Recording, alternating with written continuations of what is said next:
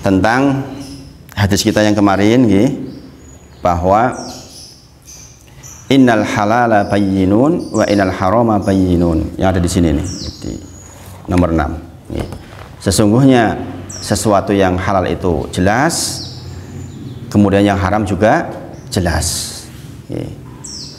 Kemudian wa bainahuma, di antara keduanya ada umurun mustabihat, urusan yang samar-samar. La ya'lamuhunna katsirun minan nas, ada banyak orang yang nggak tahu, berarti ada banyak pula orang yang tahu, ya kan?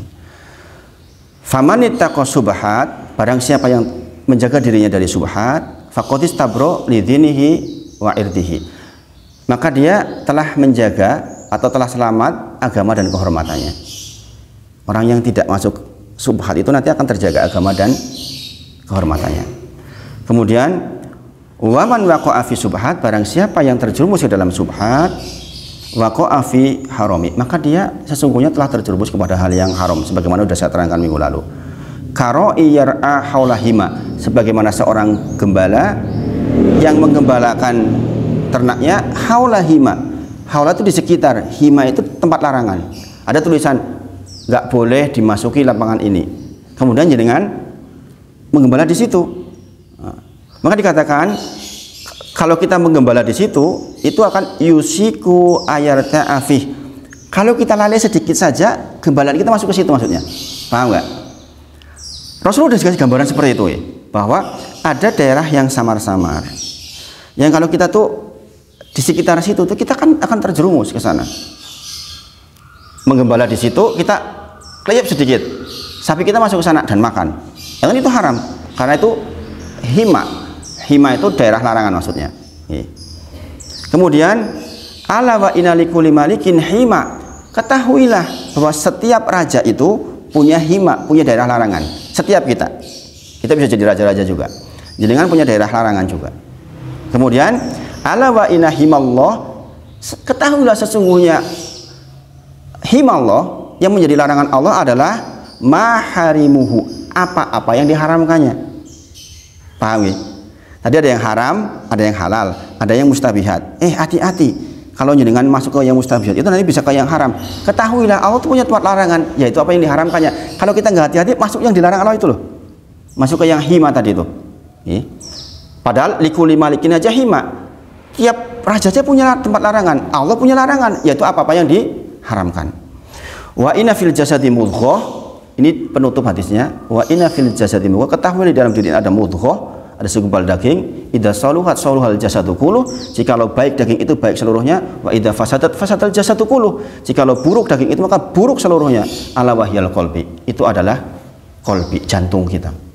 Maka hadis ini langsung berkaitan dengan masalah ketetapan hati. Karena begini, yang perlu ketahui. Coba, meskipun kita belum tahu ilmunya ini, jenengan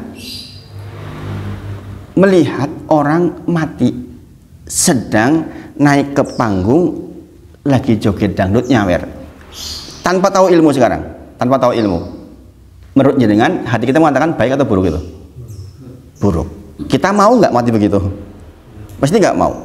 Walaupun kalau ditarik lagi nanti kalau dijelentrehi kan belum tentu juga dia akan menjadi keburukan. Tapi secara normal kita tuh tahu, hati kita tuh tahu bahwa seperti itu tuh keburukan.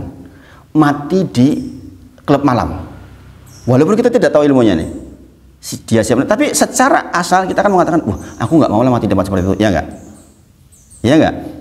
Maka hadis ini tuh masya Allah, masya Allah. Saya sedikit bahas ini. Hadis ini diriwayatkan oleh siapa kemarin? Nu'man bin Bashir. Usianya berapa? Ketika Rasulullah meninggal 9 tahun. Berarti cilik, sohiru sahabat. Tapi lihat, dia meriwayatkan dengan sami'tu Rasulullah sallallahu alaihi wasallam. Saya mendengar dari Rasulullah sallallahu alaihi wasallam. Artinya apa? Anak-anak kita itu biasakan tuh mendengar hal-hal baik. Di rumah setel ceramah. Nanti dia akan tahu itu. Daripada nyetel yang lain, Mas Jani di komputer itu, setel ceramah, ya kan? Setel Al-Qur'an. Nanti dia akan mengatakan hal-hal positif. Karena ini contohnya sami'tu Rasulullah sallallahu alaihi wasallam. Dan dia ini meriwayatkan 40 hadis sahih. Bayangin, Waktu meninggal umur berapa? 9 tahun loh. 9 tahun umurnya meriwayatkan 40 hadis sahih. Bayangin. Ada pelajaran besar. Ndek bocah cilik kok ngono di wong tua kok isi semut-semute mendengarkannya enggak manfaat. Visi salah sopo gitu. Iya enggak? Kita masih sempat dengerin dangdutan, subhanallah, subhanallah. Kita masih sempat dengerin musik-musik jazz ini tuh, subhanallah, subhanallah.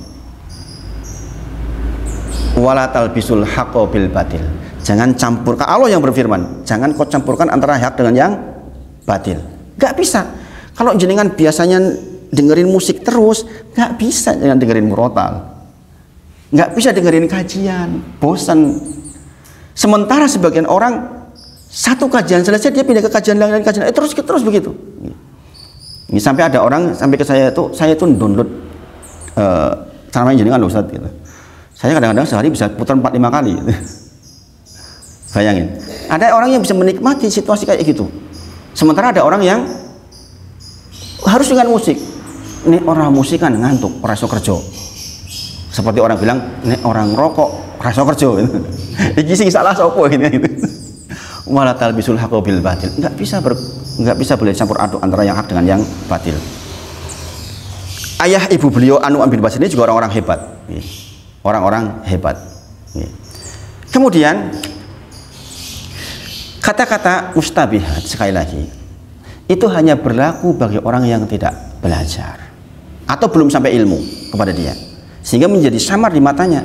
Sebagaimana saya gambarkan kemarin, rokok itu menjadi samar bagi sebagian orang, sudah jelas bagi sebagian orang, ya enggak?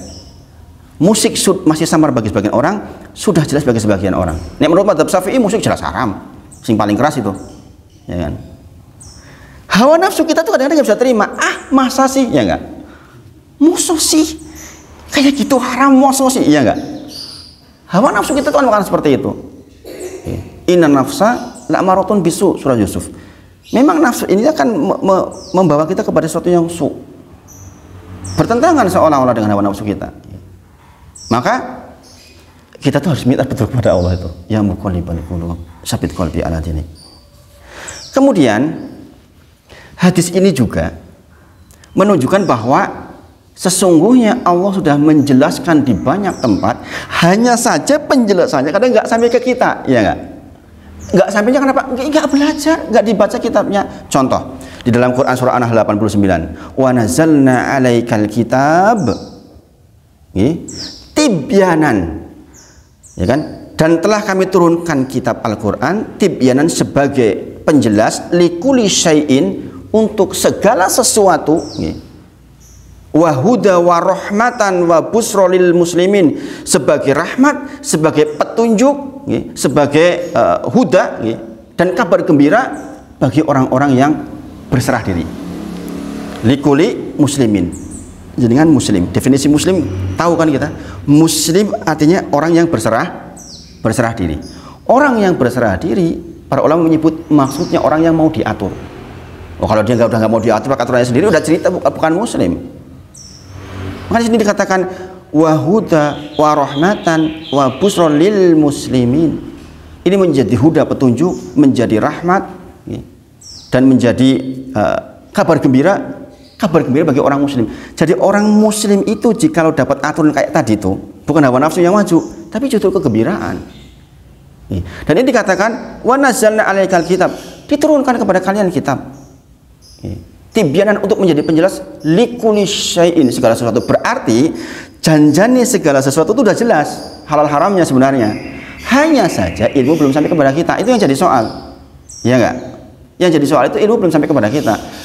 Justru karena itulah kita ngaji seperti ini. Ini hadis nomor 6 di hadis arba'in, yang kalau muslim sampai nggak tahu, ya kebangetan kitab ini nih. Kalau sampai belum terbaca oleh kita sampai mati, ya kebangetan. 7.000-an hadis sahih hanya diambil 42 kok, yuk 60 tahun pernah sempet. Itu kepiye coba. Kita pelajari ini hadis nomor 6. Besar nggak manfaatnya mempelajari hadis kayak gini? Besar kan? Baik, ini baru satu hadis aja manfaatnya besar banget.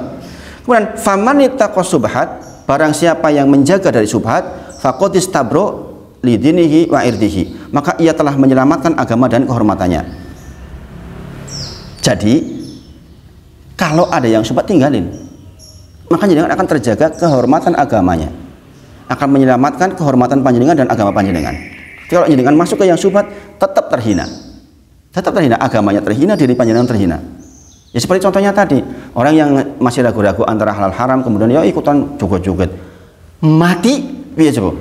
Kira-kira orang yang melihat jenengan mati, melihat anak-anak jenengan, kasihan nggak? Oh, bapaknya mati pas lagi jogetan. Apik lah seperti itu. Jelek sekali kan? Maka kalau ada yang syubhat itu, tinggalin. Khawatir kita lagi melakukan yang syubhat kok kita mati. Ya kan? Ingat ya, innamal a'malu binniyat wa innamal a'malu bil khawatim. Amal itu dari niatnya, tapi juga akhirnya. Amal itu berakhir apa kita? Berakhir apa? Itu yang paling saya takut, yang saya minta kepada Allah husnal khotimah. Allahumma inna nas'aluka husnal khotimah, itu karena itu khawatir nanti akhir masa nggak bagus. Subhanallah. Kemudian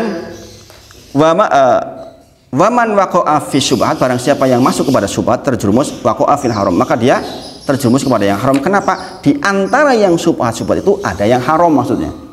Ya enggak? Jadi kan sama-sama nggak tahu hukum. Iki halal apa haram? Kalau jenengan lakukan, pasti salah satu yang syubhat itu adalah haram. Jebul haram toh. Tiwas aku ingin wis sih. Nah, itulah maksudnya. Paham nggih? Maka hendaknya pintu syubhat itu ditutup.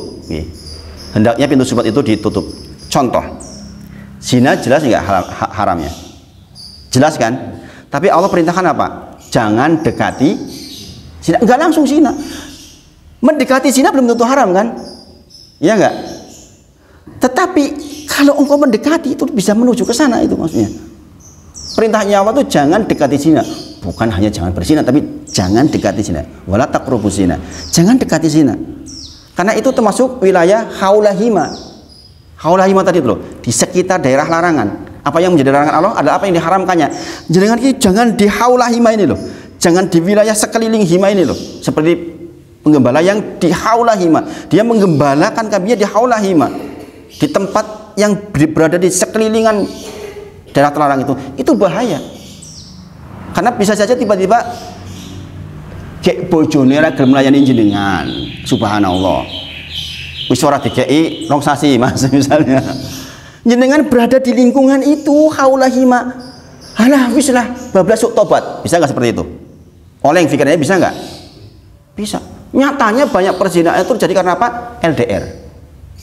Subhanallah. Saya itu kemarin mendapatkan curhat orang yang ini orang kaya raya, suaminya kaya raya. Ini jabatannya tinggi. Uripe adu-aduan. Iki urip karo wong liya, iki urip karo wong liya akhirnya. Status suami istri masih. Astagfirullahaladzim. Coba kayak gitu tuh. Maka jangan di haulahima. Jangan. Misalnya jenengan bukan termasuk orang yang kuat menahan syahwat, yo ojo kerja sing adu-aduan. Begitu misalnya. Paham maksud saya ini? Jangan di haulahima itu loh. Wis ngerti Mas Mawan. Wah, aku kira kuatan banget nek delok wong wedok. Oleh malahan jenengan bojone adu jenengan ado. Ini namanya di haulahima. Mengerikan, bahaya banget. Kemudian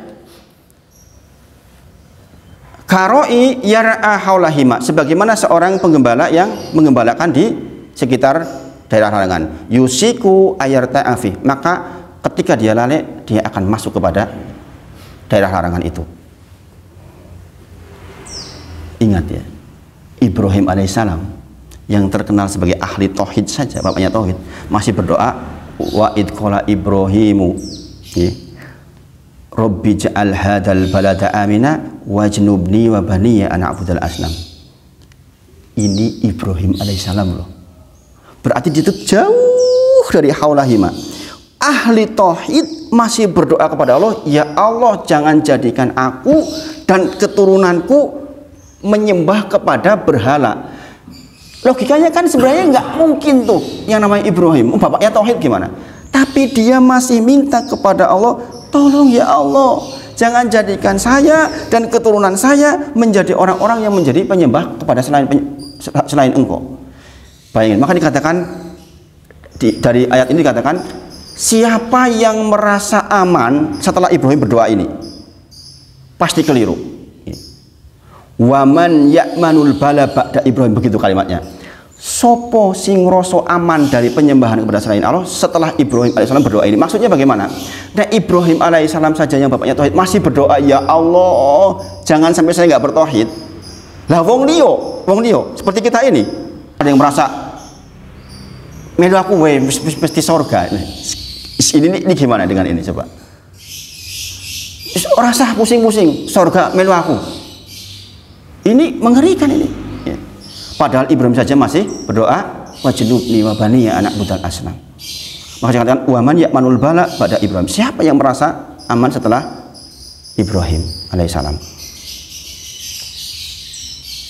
Maka di antara doa Nabi Muhammad SAW adalah Allahumma la taj'al qabri, ya Allah jangan jadikan kuburku sebagai berhala. Karena banyak orang terjebak di sini. Orang-orang yang terjebak di sini ini masih samar-samar. Yang samar-samar seperti ini ditinggal. Paham maksud saya? Karena banyak orang yang masuk ke samar-samar itu. Betapa banyak orang yang awalnya hanya pengen piknik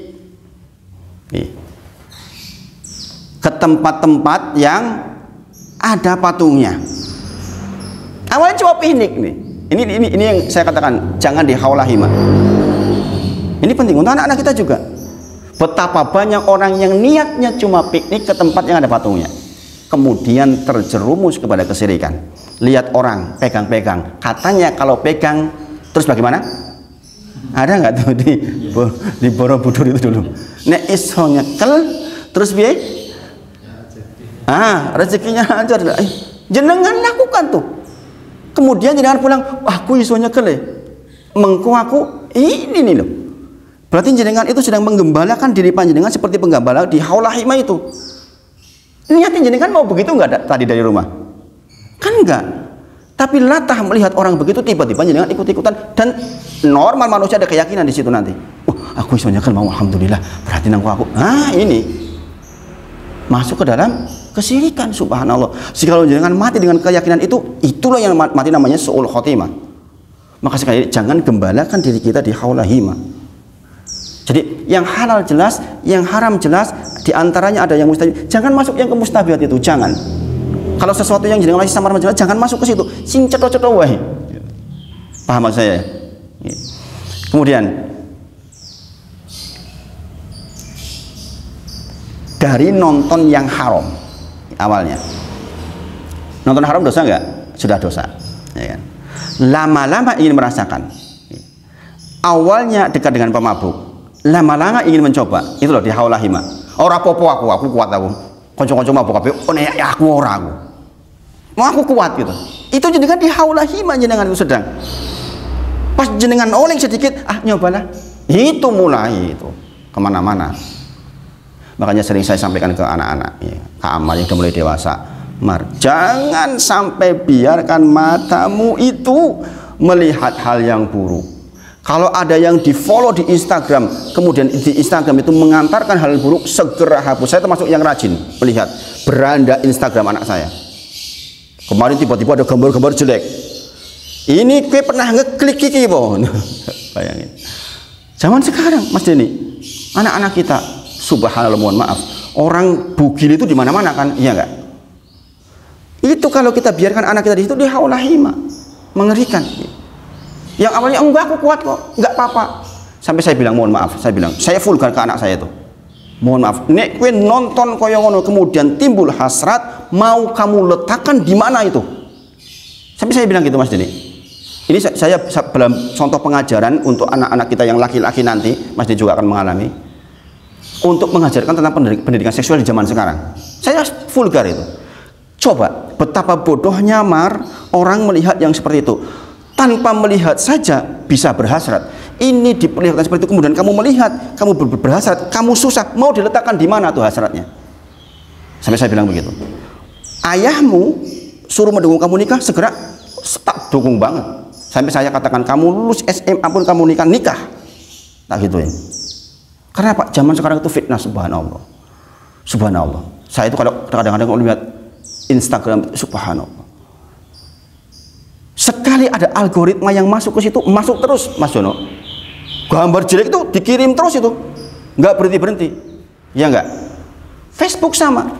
Kalau jangan pernah membuka klik sesuatu, atau mungkin teman panjenengan akrab, dia punya konsumsi seperti itu, kita kekirim yang seperti itu. Bayangkan, itu kalau kita ngeliat kayak gitu, awalnya mungkin kita merasa kuat-kuat saja, tapi kita di haulahima, di daerah yang di sekeliling larangan. Jangan dekat-dekat dengan yang Allah haramkan, apalagi soal yang terkait dengan kesyirikan, kekufuran. Khawatirnya nanti terjerumus. Maka doa Rasulullah yang paling sering dibaca adalah ya muqallibal qulub sabit qalbi ala dinik. Dan ini belum selesai hadis ini, masih panjang sebenarnya. Saya menulis untuk hadis ini itu 18 halaman ini. Jadi saya kalau mengajar kepada jenengan itu saya ringkas kayak gini loh. Saya ringkas dari berbagai macam kitab untuk menjadi apa yang menjadi saripati biar mudah. Jenengan baca kitab sendiri kadang-kadang bingung. Kadang-kadang bingung. Mudah-mudahan bermanfaat, ini udah panjang kali lebar.